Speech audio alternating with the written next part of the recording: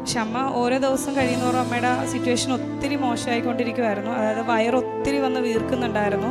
അതുപോലെ തന്നെ ഓരോ ദിവസം കഴിയുന്നതോറും ശ്വാസം ഒട്ടും എടുക്കാൻ പറ്റാത്ത അവസ്ഥയിലോട്ട് ആയിക്കൊണ്ടിരിക്കുമായിരുന്നു.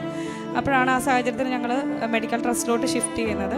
അപ്പോൾ അവരവിടെ പറഞ്ഞത് അമ്മയുടെ സിറ്റുവേഷൻ ഒത്തിരി മോശമാണ്, ക്രിട്ടിക്കൽ സ്റ്റേജിലാണ് കൊണ്ടുവന്നിരിക്കുന്നത്, ഒരു റിക്കവറി ഓപ്ഷൻ പ്രതീക്ഷിക്കേണ്ട, ആളെ പ്രതീക്ഷിക്കേണ്ടെന്ന് തന്നെയാണ് നമ്മളവിടെ ഒരു പറഞ്ഞത്.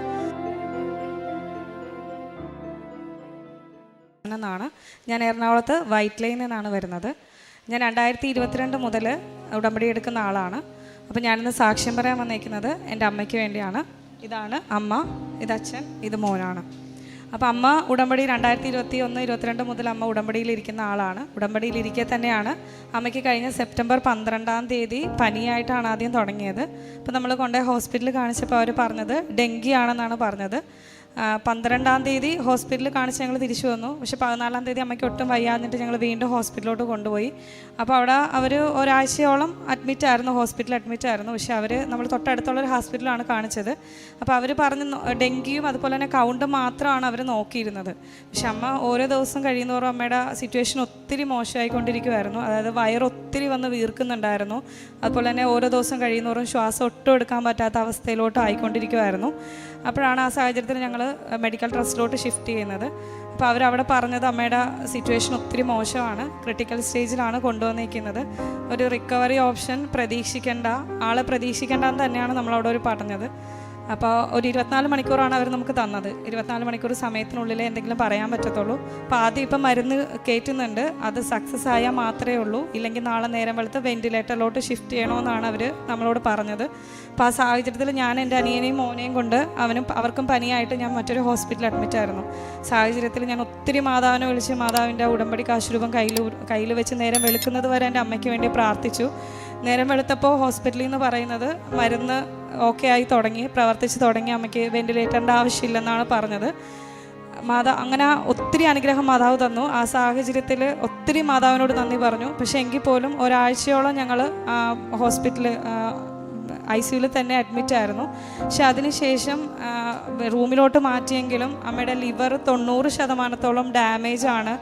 റിക്കവറി ഓപ്ഷൻ ലിവറിൻ്റെ കാര്യത്തിൽ പ്രതീക്ഷിക്കേണ്ട, ഇനി അവർക്കൊന്നും ചെയ്യാനില്ല എന്ന് ഡോക്ടർ പറയുന്നത് സെപ്റ്റംബർ 30 അന്നൊരു 12 മണി സമയത്ത് ഞാനും അനിയനും ഡോക്ടർ ഇത് പറഞ്ഞ ഉടനെ ഞങ്ങൾക്ക് ഇങ്ങോട്ടേക്ക് വരാനാണ് തോന്നിയത്. അമ്മയുടെ മണ്ണിൽ ചവിട്ടി ഞാൻ ഇവിടെ വന്ന് ഈ നടയിൽ അമ്മയുടെ സർട്ടിഫിക്കറ്റും കാരണങ്ങളും സ്കാനിങ് റിമോട്ടൊക്കെ വെച്ചിട്ട് ഒത്തിരി കരഞ്ഞു മാതാവിനോട് പ്രാർത്ഥിച്ച്, എൻ്റെ അമ്മയെ എനിക്ക് തിരിച്ച് വേണമെന്ന് തന്നെ, തിരിച്ച് തന്നാലേ ഞാൻ ഇവിടുന്ന് പോകുമെന്ന് തന്നെ മാതാവിനോട് ഞാൻ വിളിച്ച് പ്രാർത്ഥിച്ചു. എൻ്റെ ഫലമായിട്ട് അന്ന് രാത്രി വീട്ടിൽ ചെന്ന് മാതാവിൻ്റെ ഉടമ്പടി തിരി കത്തിച്ച് വെച്ച് ഒത്തിരി നേരം കരഞ്ഞ് പ്രാർത്ഥിച്ചതിൻ്റെ ഫലമായിട്ട് രാവിലെ അപ്പയെ വിളിച്ചപ്പം ഹോസ്പിറ്റലിൽ നിന്ന് രാത്രി അമ്മയ്ക്ക് ഉറക്കത്തിൽ മാതാവിനെ സ്വപ്നം കണ്ടു. മാതാവ് പ്രത്യക്ഷപ്പെട്ടു.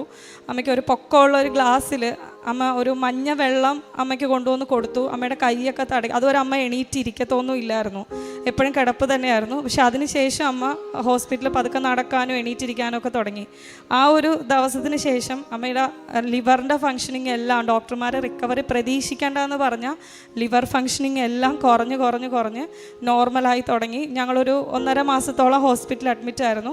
കഴിഞ്ഞ ഒരു മാസമാണ് ഞങ്ങൾ വീട്ടിൽ വന്നത്. വീട്ടിൽ വന്നതിന് ശേഷം ഇവിടെ അച്ഛനെ ജോസഫ് അച്ഛനെ കാണാൻ വന്നിരുന്നു. അച്ഛൻ്റെ ബ്ലെസ്സിങ്സ് കിട്ടി തിരിച്ചു പോയി. കഴിഞ്ഞ നവംബർ 7 അമ്മയുടെ ലാസ്റ്റ് ചെക്കപ്പായിരുന്നു. ലിവർ പരിപൂർണമായിട്ട് സൗഖ്യമായിട്ട് ഇപ്പം അമ്മയ്ക്ക് ഒരു മെഡിസിനും ഇല്ല. നോർമലി ഷുഗറിൻ്റെയും അതുപോലെ തന്നെ BP-യുടെയും ഗുളികയല്ലാതെ അമ്മ ലിവറിൻ്റെ കംപ്ലൈൻ്റ് ഉള്ള ഒരു ഗുളികയും അമ്മയ്ക്കിപ്പോൾ ഇല്ല. അതുപോലെ തന്നെ ഡോക്ടർമാർ നമ്മളോട് വലിയ മിറക്കിളാണ് അമ്മയ്ക്ക് സംഭവിച്ചിരിക്കുന്നത്. അതായത് അവരുടെ ഇത്രയും നാളത്തെ സർവീസിൽ ഇത്രയും കൂടിയൊരു ഡെങ്കി ഫീവർ ഇത് ഫസ്റ്റാണ് അവർ കാണുന്നത്. ലിവർ ഒരിക്കലും സാധാരണ രീതിയിലോട്ട് തിരിച്ചു വരുമെന്ന് പ്രതീക്ഷിച്ചിരുന്നതല്ല. ഭയങ്കര മിറക്കിളാണ് അമ്മയുടെ കാര്യത്തിൽ സംഭവിച്ചതെന്നാണ് അവർ പറഞ്ഞത്. അമ്മയും തിരുക്കുമാരനും ചെയ്തു തന്ന ഈ അനുഗ്രഹത്തിന് കോടാനുകോടിയും നന്ദി ഞാൻ പറയുന്നു. അമ്മയ്ക്ക് അതുപോലെ തന്നെ അമ്മ ഉടമ്പടിയിലായിരിക്കുന്ന സമയത്താണെങ്കിൽ കാരുണ്യ പ്രവൃത്തിയായിട്ട് ചെയ്തിരുന്നത് ഹോസ്പിറ്റൽസിൽ ഗവൺമെൻറ് ആശുപത്രിയിൽ അമ്മ തന്നെ വെച്ച് ഓരോ പൊതിച്ചോറ് കൊടുക്കുമായിരുന്നു. പത്രവും ഹോസ്പിറ്റലിൽ തന്നെയായിരുന്നു വിതരണം ചെയ്തുകൊണ്ടിരുന്നത്. അതുപോലെ തന്നെ അനാഥാലയങ്ങളിൽ നമ്മൾ മാസത്തിൽ വസ്ത്രങ്ങൾ കൊടുക്കുമായിരുന്നു. അതുപോലെ തന്നെ ഞായറാഴ്ച എല്ലാ ദിവസവും കുർബാനകളിലും ഉടമ്പടിയിലിരിക്കുന്നപ്പോൾ എല്ലാ ദിവസവും അമ്മ കുർബാനയ്ക്ക് പോകുമായിരുന്നു. അതുപോലെ തന്നെ കുമ്പസാരവും ഒക്കെ ഞാനും അമ്മയും ആണെങ്കിലും ചെയ്തുകൊണ്ടിരുന്നതായിരുന്നു. ഇപ്പോഴും കാരുണ്യ പ്രവൃത്തിയായിട്ട് ഞങ്ങൾ ചോറ് കൊടുക്കുകയും അതുപോലെ തന്നെ പത്രം ഹോസ്പിറ്റലുകളിൽ കൊടുക്കുകയും ചെയ്യുന്നുണ്ട്. സങ്കീർത്തനങ്ങൾ 40:1. ഞാൻ ക്ഷമാപൂർവം കർത്താവിനെ കാത്തിരുന്നു, അവിടുന്ന് ചെവിചായ്ച്ച് എൻ്റെ നിലവിളി കേട്ടു. ജാസ്മിൻ എന്ന ഈ സഹോദരി അമ്മയുടെ അതിഗുരുതരമായ രോഗാവസ്ഥയിൽ പരിശുദ്ധ കൃപാസന മാതാവിൻ്റെ തിരുനടയിൽ ഉടമ്പടിയിൽ പ്രാർത്ഥിച്ചതിൻ്റെ സാക്ഷ്യമാണ് നമ്മോട് പങ്കുവയ്ക്കുന്നത്. ഉടമ്പടി കാശുരൂപവും ഉടമ്പടി നേർച്ച വസ്തുക്കളും നിരന്തരം ഉപയോഗിച്ചുകൊണ്ട് മരണവക്കിൽ നിന്നും അമ്മയെ തിരികെ ലഭിച്ചതിൻ്റെ സന്തോഷത്തോടു കൂടിയാണ് ഈ മകൾ സാക്ഷ്യം പങ്കുവയ്ക്കുന്നത്. ഡോക്ടർമാർ പോലും തിരികെ ലഭിക്കുവാൻ ഏറെ ക്ലേശകരമാണെന്നും തിരികെ ലഭിച്ചാൽ തന്നെ അത് ലിവറിൻ്റെ ഫങ്ഷൻ നോർമലാവുക പ്രയാസകരമെന്നും അറിയിക്കുമ്പോഴും വളരെ ഗുരുതരമായ ഡെങ്കു ഫീവർ പ്രയാസത്തിലൂടെ കടന്നുപോയ അമ്മയെ പരിശുദ്ധ അമ്മ മാതാവിൻ്റെ തിരുനടയിൽ നിരന്തരം ജപമാല ചൊല്ലിയും വിശ്വാസ പ്രമാണം ചൊല്ലിയും കാശുരൂപം കരങ്ങളിൽ പിടിച്ചുകൊണ്ട് കണ്ണീരോടെ പ്രാർത്ഥിച്ചതിലൂടെ ഓരോ ദിവസവും രോഗം കുറഞ്ഞു വരികയും ലിവർ ഫങ്ഷൻസ് സാധാരണ നിലയിലാവുകയും ചെയ്തതിനെ സാക്ഷ്യപ്പെടുത്തുകയാണ്. വളരെ പ്രത്യേകമായിട്ട് പരിശുദ്ധമ്മയുടെ ഒരു സാന്നിധ്യത്തെയും കുടുംബം സാക്ഷ്യപ്പെടുത്തുന്നുണ്ട്.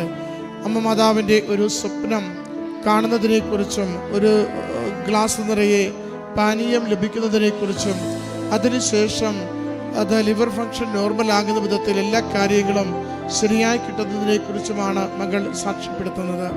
ഉടമ്പടി ജീവിതം നമുക്കെപ്പോഴും ഏറ്റവും ഗുണകരമായ രീതിയിൽ മറ്റുള്ളവർ നമ്മളെ ഭയപ്പെടുത്തുമ്പോഴും പ്രത്യാശയോടുകൂടി ജീവിതത്തെ നേരിടുവാൻ ഉറപ്പ് തരുന്ന രീതിയിൽ, ശക്തി തരുന്ന രീതിയിൽ നമ്മളെ സഹായിക്കാറുണ്ട്. അതാണ് ഈ മകളുടെ വാക്കുകളിൽ നമ്മൾ കേൾക്കുന്നത്.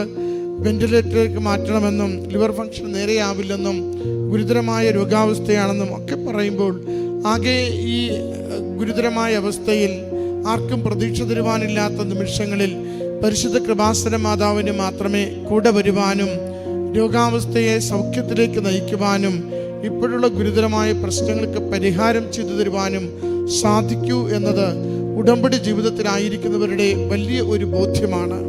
ഉടമ്പടിയിലായിരിക്കുന്നവർ, ഉടമ്പടി ജീവിതം വിശ്വസ്തയോടെ നിർവഹിക്കുന്നവർക്ക് കിട്ടുന്ന വലിയ ഉറപ്പാണ് പരിശുദ്ധ കൃപാസന മാതാവ് ഇവിടെ അർപ്പിക്കപ്പെട്ട കോടിക്കണക്കിന് ജപമാലകളുടെ സിദ്ധികളാൽ, ഇവിടെ ദൈവസന്നിധിയിലേക്ക് ഉയർത്തപ്പെട്ട ആയിരക്കണക്കിന് ദിവ്യകാരുണ്യ ആരാധനയുടെ ശക്തിയാൽ, ഇവിടെ നിരന്തരം അമ്മ മാതാവിൻ്റെ സംരക്ഷണയിൽ ചൊല്ലുന്ന പ്രത്യക്ഷീകരണ പ്രാർത്ഥനകളുടെ കൃപകളാൽ ഏതൊരു വലിയ ഗൗരവമുള്ള വിഷയത്തിനും അമ്മ മാതാവ് ഏറ്റെടുത്ത ഉത്തരം നൽകി, പ്രശ്നത്തിന് പരിഹാരം നൽകി സൗഖ്യത്തിലേക്ക് നയിക്കുമെന്ന് മകൾ ആ ഒരു പ്രത്യാശയോടുകൂടി പ്രാർത്ഥിച്ചു. കുടുംബം ഒരുമിച്ച് വലിയ സന്തോഷത്തോടുകൂടി അമ്മ പൂർണ്ണാരോഗ്യത്തോടുകൂടി അൾത്താരയിൽ നിന്ന് അമ്മ മാതാവിന് നന്ദി പറയുന്നു. ഈ കുടുംബത്തിന് ലഭിച്ച ഈ അനുഗ്രഹങ്ങൾക്ക് കരങ്ങളടിച്ച് അമ്മ മാതാവിനും തിരുക്കുമാരനും നന്ദി അർപ്പിക്കുക.